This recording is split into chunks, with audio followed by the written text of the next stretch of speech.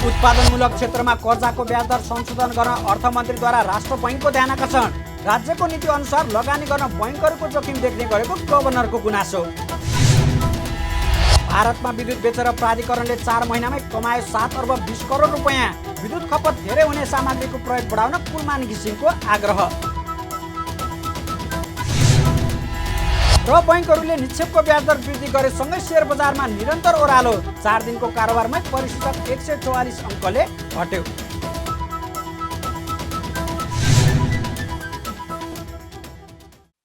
हामी छौं पल पल तपाईसँग,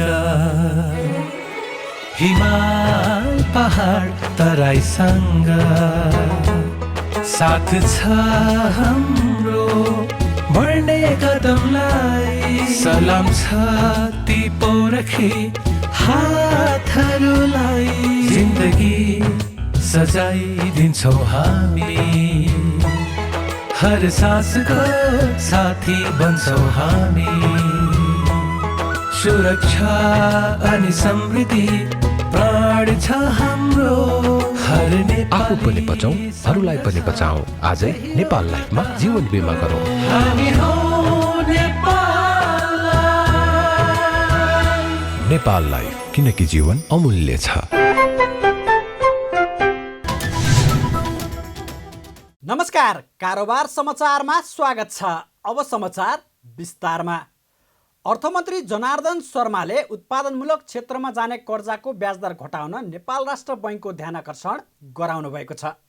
अर्थमन्त्री शर्माले आयात प्रतिस्थापनको लागि उत्पादन वृद्धि गर्नुको विकल्प नभएको भन्दै उत्पादनमूलक क्षेत्रमा जाने कर्जाको ब्याज दर संशोधन गर्न राष्ट्र बैङ्कको ध्यानाकर्षण गराउनु भएको हो। मङ्गलबार निक्षेप तथा कर्जा सुरक्षण कोषको 49औं वार्षिक उत्सवमा सम्बोधन गर्दै मन्त्री शर्माले सरकारको मुख्य उद्देश्य आयात प्रतिस्थापन र व्यापार घाटा न्यूनीकरण गर्नु रहेको बताउनुभयो।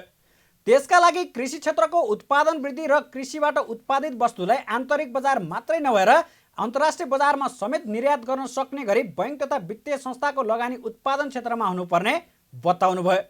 उहाँले उत्पादनशील क्षेत्रको कर्जाको ब्याज दर संशोधन गर्न पनि राष्ट्र बैङ्कको ध्यानाकर्षण गराउनुभयो। राष्ट्र बैङ्कले चालु आर्थिक वर्षको मौद्रिक नीति मार्फत उत्पादनशील र व्यापारिक क्षेत्रमा जाने कर्जाको ब्याज दरमा फरक गरेको छ। मौद्रिक नीति अनुसार बैङ्कहरूले उत्पादनशील क्षेत्रमा प्रवाह हुने कर्जाको आधार दरमा 2% प्रिमियम थप गरेर निर्धारण गर्नु व्यवस्था गरेको छ।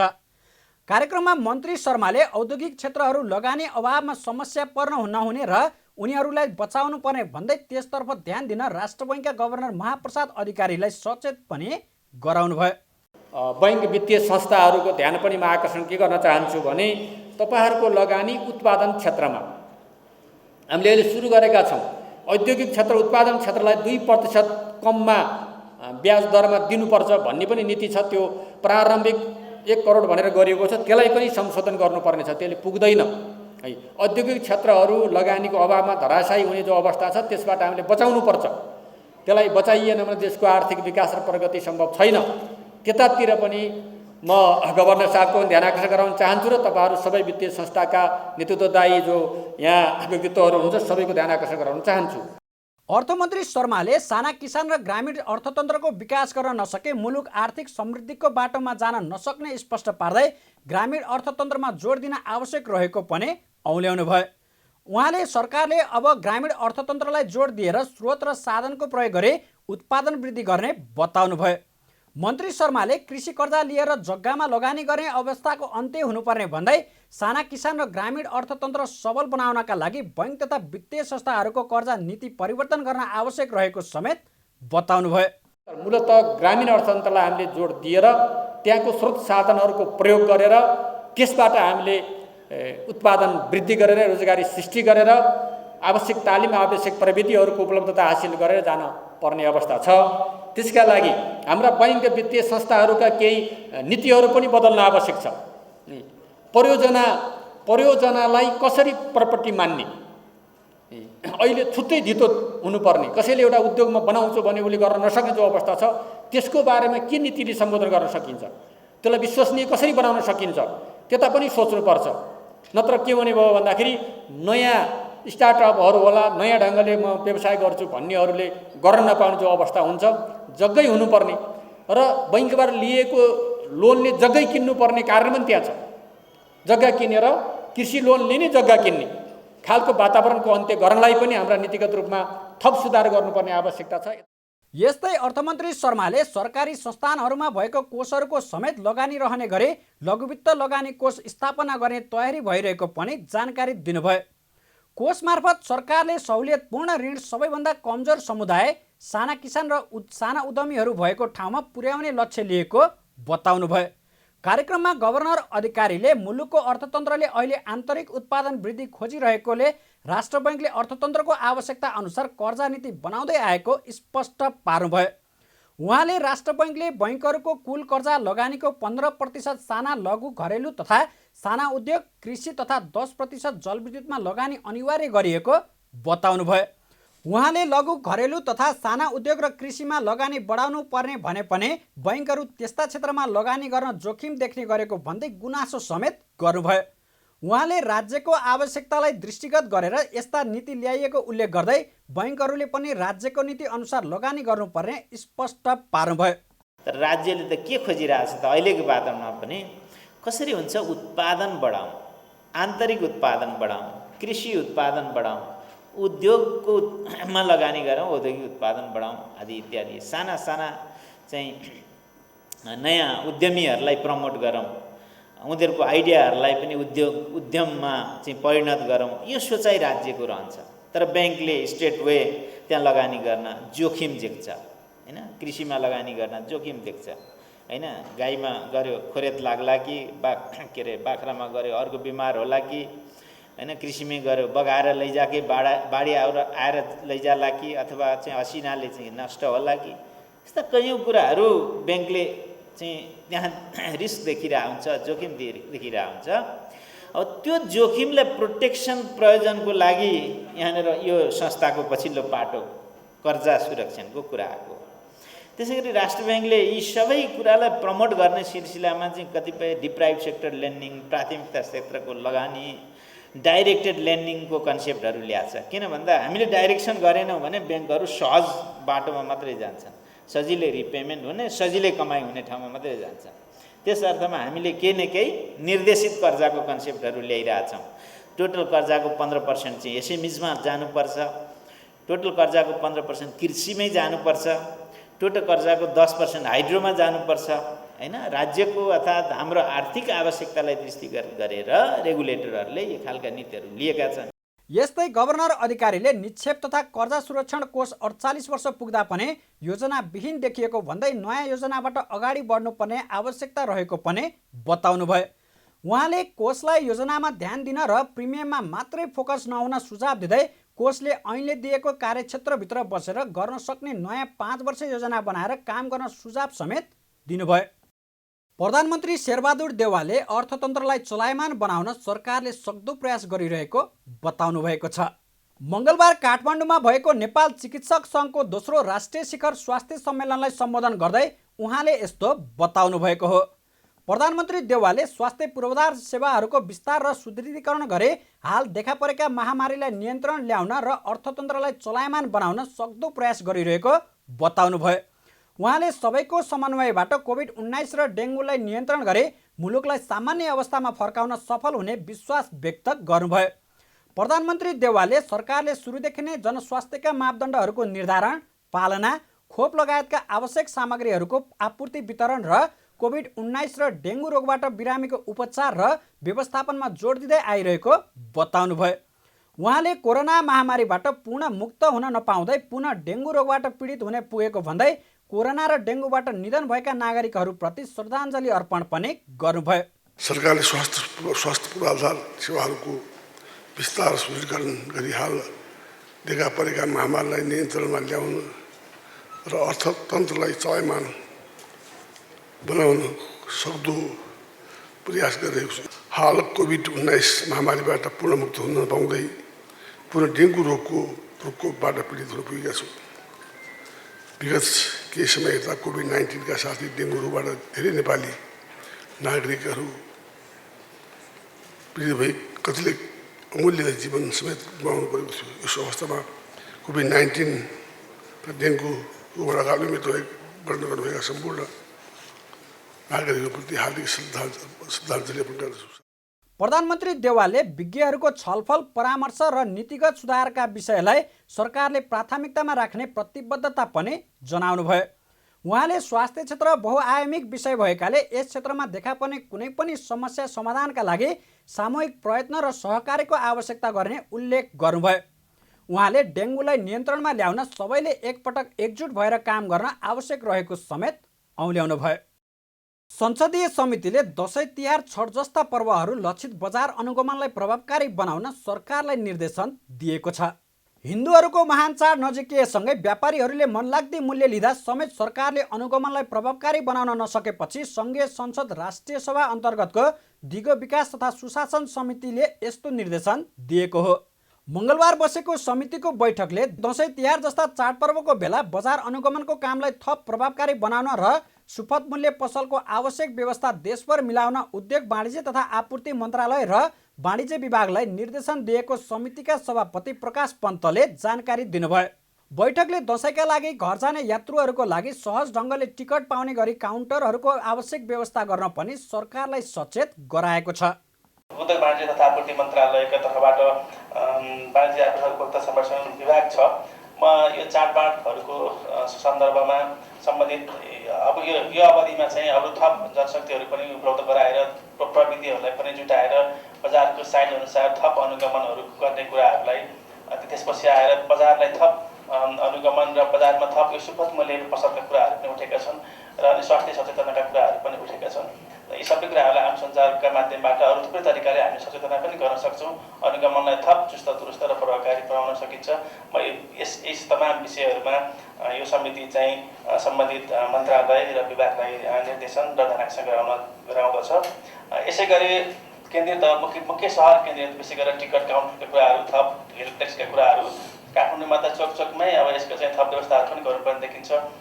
समितिले सवारी साधनको भाडा दर जथाभावी लिन नपाउने गरी अनुगमनको कामलाई कडाइ गर्न पनि भौतिक पूर्वाधार तथा यातायात मन्त्रालयलाई भनेको छ। यस्तै शान्ति सुरक्षाको आवश्यक व्यवस्था मिलाउन पनि गृह मन्त्रालयलाई निर्देशन गरिएको समितिका सभापति पन्तले जानकारी गराउनुभयो। सबै कुराहरू जोडेर आउने गृह मन्त्रालय सबै मन्त्रालयसित अन्तर सम्बन्धित पनि छ। यो मन्त्रालय थप शान्ति सुरक्षालाई व्यवस्थित गर्ने कुरा चुस्त दुरुस्त बनाउने कुराहरूमा चाडबाड पर्व केन्द्रित अब यी मादक पदार्थहरू वितरणलाई थप व्यवस्थित गर्ने कुराहरू हुन सक्छ। सवारी साधनहरूको चाहिँ अब सिट अनुसार बढी मान्छे राखेर हिँडिरहेको छ कि सिट अनुसार छ कि छैन, ट्राफिकिङलाई थप व्यवस्थित गर्ने कुराहरूमा र अनि यो कालोबजारीहरूलाई नियन्त्रण गर्ने कुराहरूमा र यो अरू थुप्रै गुनासोहरू पनि आउँछन्। गुनासो हेल्थ ट्याक्सहरू राखेर यसलाई थप शान्ति सुरक्षालाई अनुगमनलाई सबै कुराहरूलाई थप भइरहेको कुरालाई पनि थप प्रभावकारी बनाउने कुरामा यो समिति गृह मन्त्रालयलाई निर्देशन गराउँदछ। बैठकमा समितिका सदस्यहरूले चाडबाडको बेला दुर्घटना हुन नदिन गरी ट्राफिक प्रहरी परिचालन गर्न सरकारलाई सचेत गराएका थिए। अब यो ट्राफिक नियमलाई उल्लङ्घन गरेको छ कि छैन हेरेर कडाइ गर्न पर्यो। मुलाहिजा गर्नै हुँदैन यस्तो अवस्थामा। अर्को ठाउँका चाहिँ चौकीहरूले त्यो गरून् भनेर भनिएको छ। ती चौकीहरूमा उच्च पदस्थ अधिकारीहरू हुँदैनन्, कसैले टेर्दैनन्। त्यसो भएर चौकी होइन माथिल्लै स्तरको भएकोले पुरै चेकिङ गर्ने एक घन्टामा सब ठाउँमा चाहिँ गएको छ। बरु उनीहरूले एउटा चाहिँ दूरी कायम गरून्। 40 किलोमिटर एउटाले हेर्ने, अर्को हेर्ने, आउने र जाने, यताबाट जाने उताबाट आउने।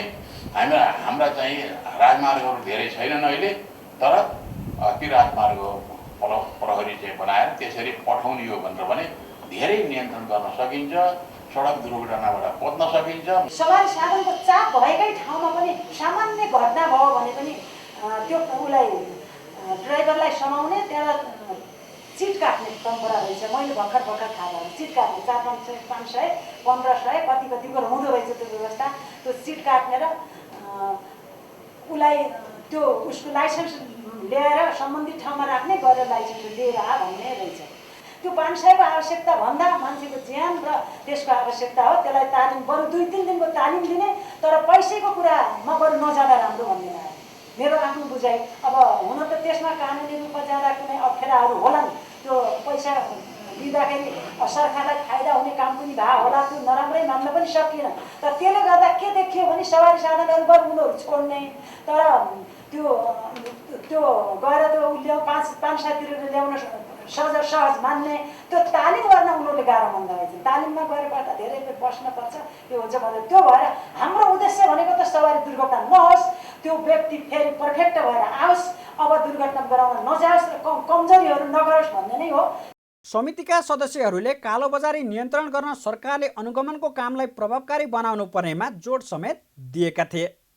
नेपाल विद्युत प्राधिकरणका कार्यकारी निर्देशक कुलमान घिसिङले विद्युतीय सामग्रीको प्रयोगलाई बढाउन सबैलाई आग्रह गर्नुभएको छ।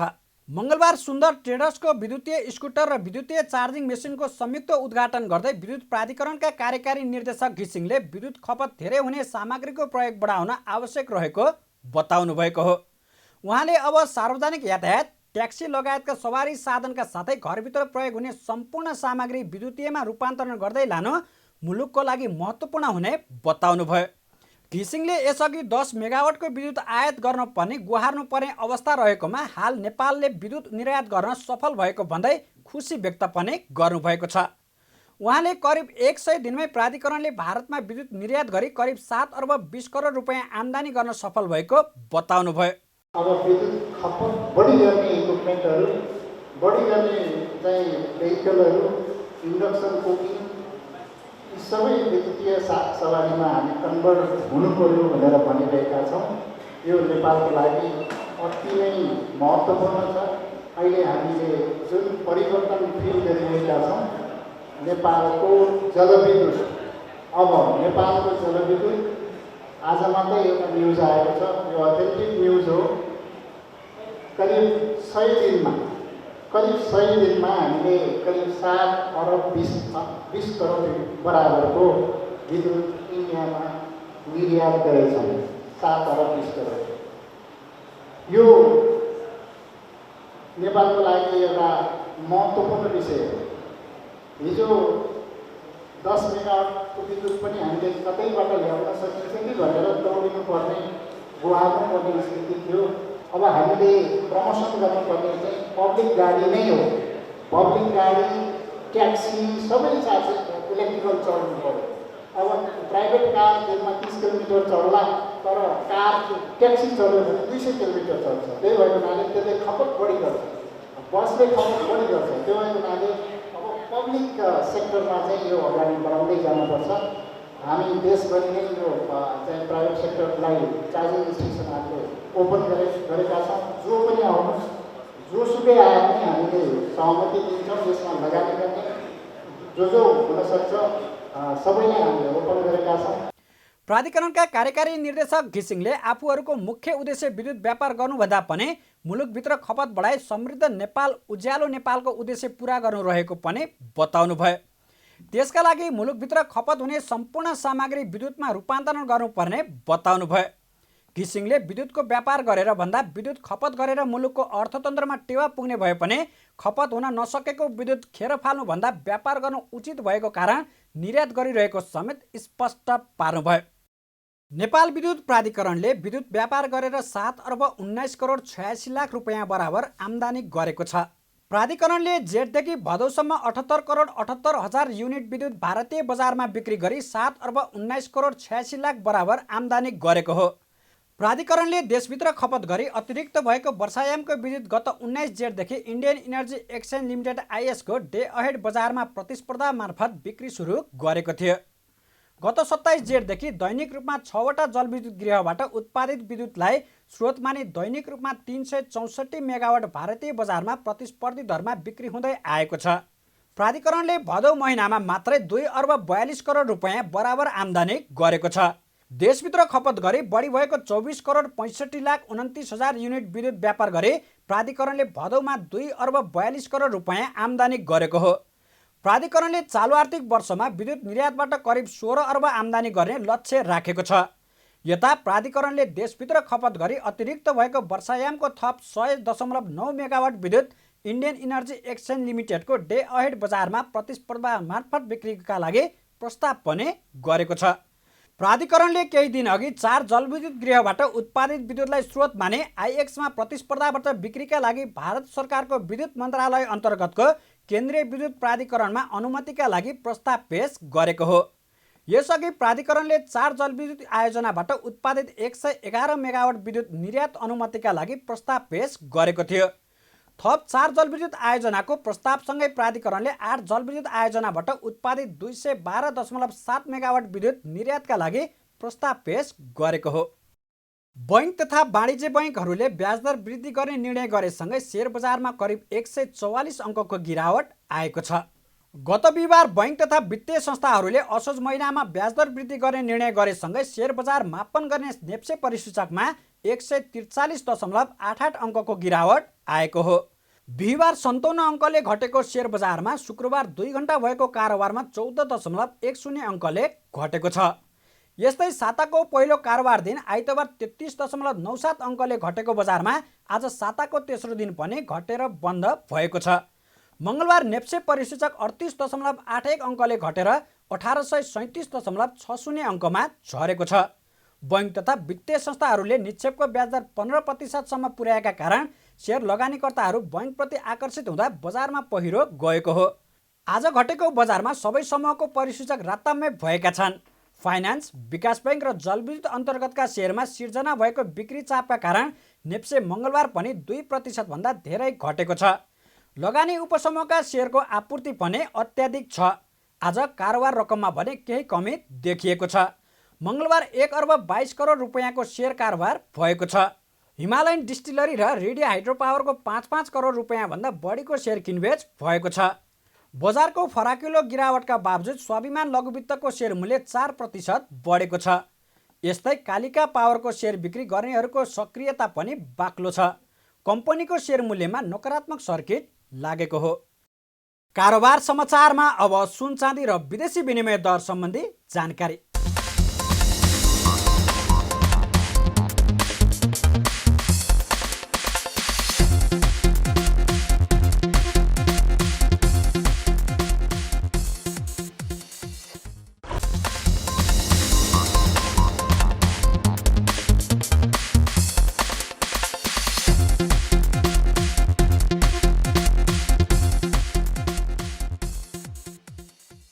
बिदा हुनुअघि अहिलेसम्मका प्रमुख समाचार फेरि एकपटक। उत्पादनमूलक क्षेत्रमा कर्जाको ब्याजदर संशोधन गर्न अर्थमन्त्रीद्वारा राष्ट्र बैंकको ध्यान आकर्षण। राज्यको नीति अनुसार लगानी गर्न बैंकहरूको जोखिम देख्ने गरेको गभर्नरको गुनासो। भारतमा विद्युत बेचेर प्राधिकरणले 4 महिनामै कमायो 7 अर्ब 20 करोड रुपियाँ। विद्युत खपत धेरै हुने सामग्रीको प्रयोग बढाउन पुलमान घिसिङको आग्रह। र बैंकहरूले निक्षेपको ब्याजदर वृद्धि गरेसँगै सेयर बजारमा निरन्तर ओह्रालो। 4 दिनको कारोबारमै परिसूचक 144 अङ्कले घट्यो।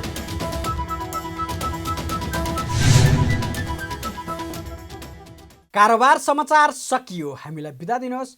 नमस्कार।